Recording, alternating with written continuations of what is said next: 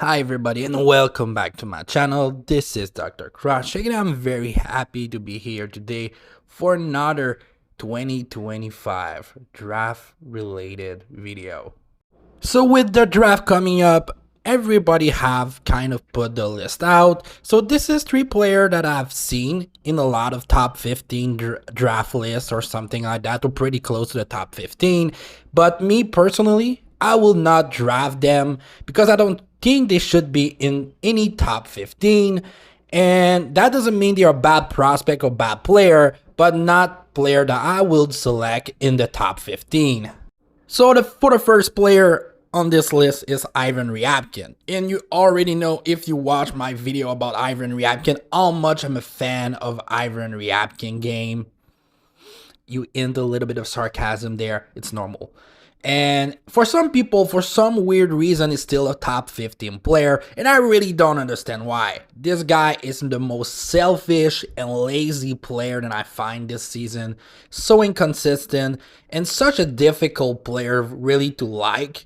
So I'm kind of baffled sometimes by the fact that some people still see him as a top 15. Yet a number are not horrible this season, but still this is not elite number for any player in any form of way. So number wise is not great, but also the ice test is not really good. So I really think the only team that can maybe draft Ryabkin in the first round is maybe the Flyers because the number of pick that they have.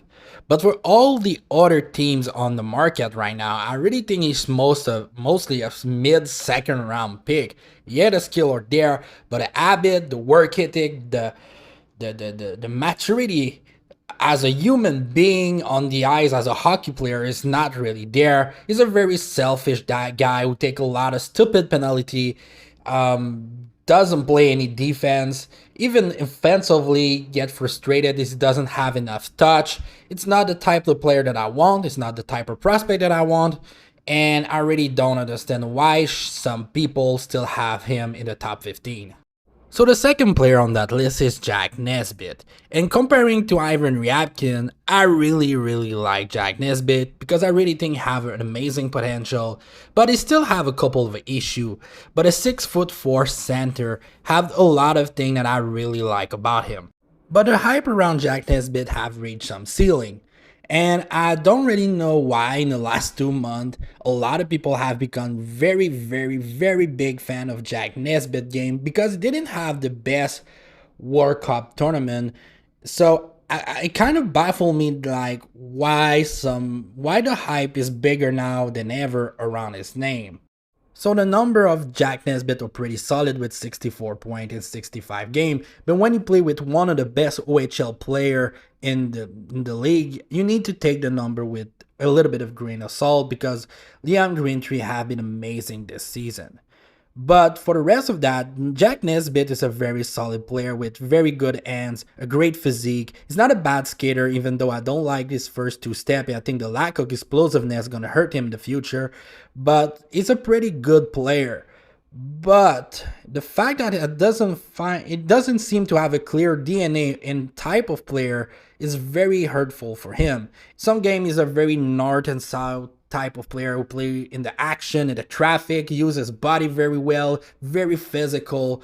And Summer Night is a very soft and far away from the action, playmaking, but not really elite one player. And Summer Night is a guy who rush the net and go to the traffic and is very physical. And Summer Night is not. He really need to find himself and be more consistent. I think the potential is there for him to be a very solid center in the NHL, but for now he's kind of a question mark for me. That's why for me he's mostly a 25 to 32 type of player than a top 15 option. The last player on this list is Schmidt, a guy that some people still have in the top 15 or very close to that. Like, this is a guy who go between like 12 to 20 in almost every list. Even though he's a 5'7" player, he's still a very skillful player, but for me, he's not a top 15 guy anymore. And for me, it's mostly a very late first rounder or early second round. but not a top 15 guy. Even though the number are pretty good with 40 goals this season and 78 points, he was pretty bad in the World Cup. And the fact that he didn't progress for me at all is still the kind of the same player than last year. It's a big worrying sign. I think his ceiling is kind of already met a little bit. And yeah, he's a very dangerous player in transition. He's one of the best pure shooter in this draft. He's very dangerous on the rush and very dangerous on the power play, but he have a lot of kind of weakness that are very glaring in this game. The first one is the playmaking. Like, the playmaking of Cameron Schmidt is very, very average. The fact that it cannot create anything without the rush is very worrying for me. The other thing is the size. He's 5'7". He's not a guy who's going to play good defense. It's not a guy who's going to play any physical brand of hockey. I think that's very limited his future. I think as best he can be a Daniel Sprung type of player in the future.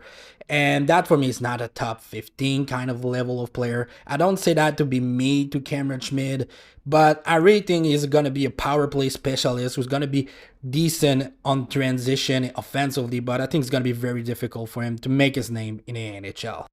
So that was my video about 3 players that I will not draft in my top 15. That doesn't mean they are bad player, but just not player that I think that should get drafted in the top 15. If you want more draft related video or prospect related video, you can like and subscribe. And I hope to see you next time.